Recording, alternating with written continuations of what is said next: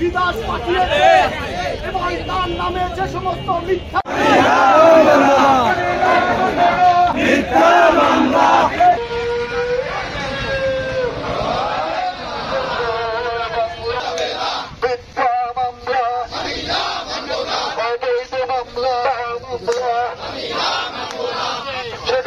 বিরুদ্ধে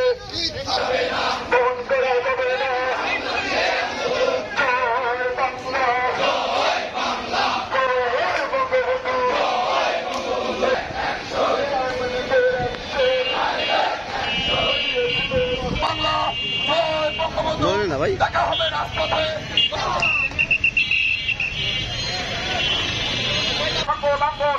সংগঠনের নেতৃত্বে দুর্বার আন্দোলন গড়ে তুলেছে, প্রতিবাদ এবং প্রতিবাদ সমাবেশ হচ্ছে।